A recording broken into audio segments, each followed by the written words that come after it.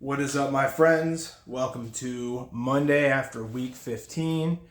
Uh, Crazy but predictable football weekend. Let's just get into it. The big news that everyone's talking about on Monday is the absolute ass whipping that Buffalo gave to the Dallas Cowboys.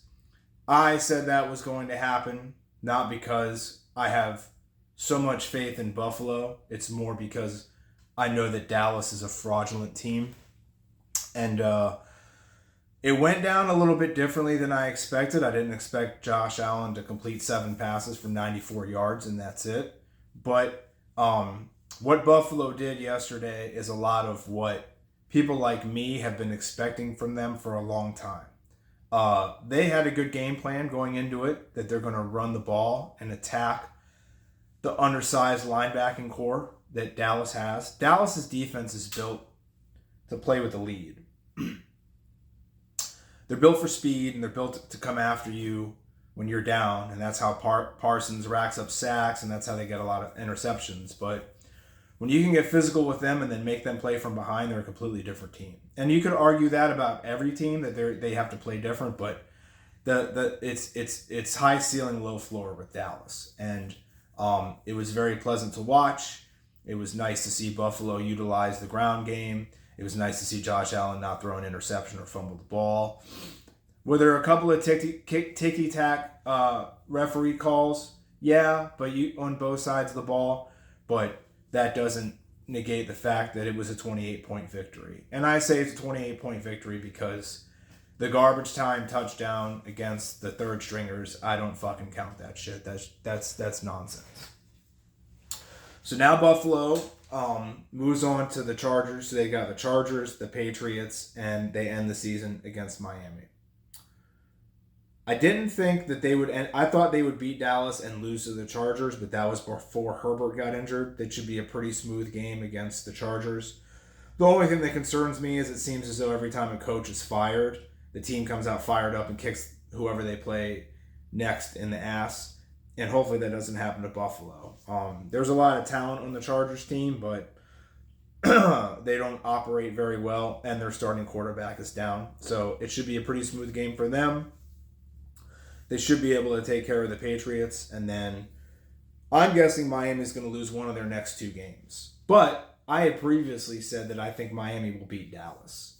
Because I think Dallas is the most fraudulent team in the league, I think Miami is the second most fraudulent team in the league. Not bad, just fraudulent.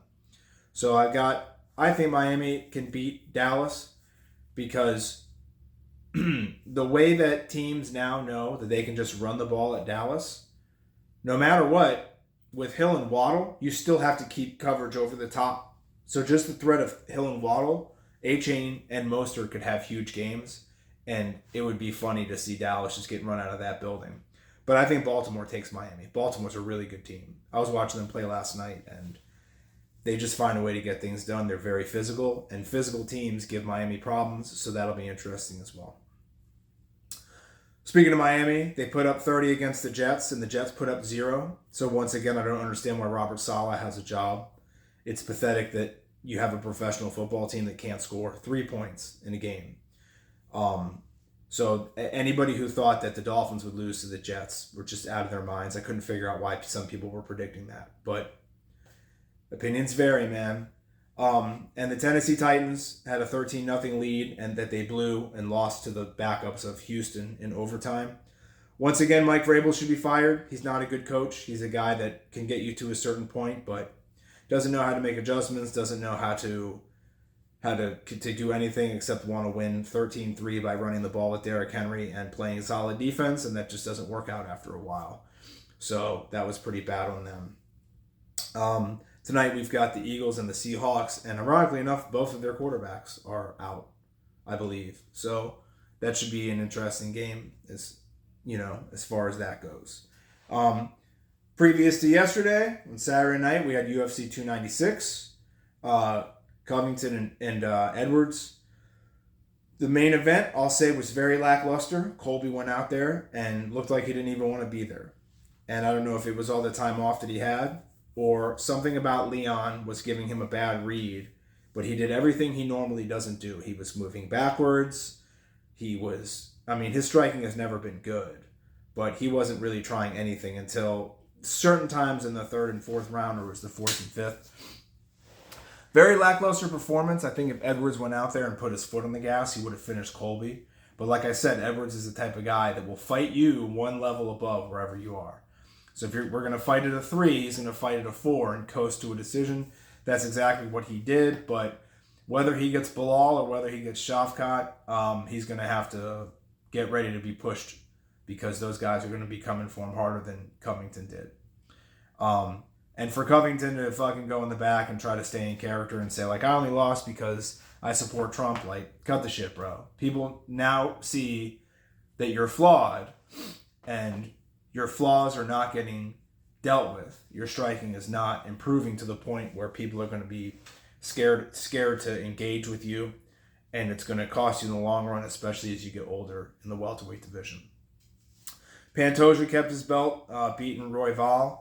I don't know what it is about Pantoja. Like, the way this guy fights drives me up a wall. And he looks like he's perennially exhausted and figures out a way to get it done. I think if Royval had done more of what he started the 5th round off doing in the 1st and 2nd, maybe it would have shifted things. Or maybe Pantoja is just 1 or 2 levels above him and knew, like, when it's time to step on the gas, I can do whatever I want with this kid. But Royval put on a good show, got out of some sticky situations. Pantoja is a good fighter, man. It's going to take a lot to get him out, and I'm interested to see who they try to match him up with next.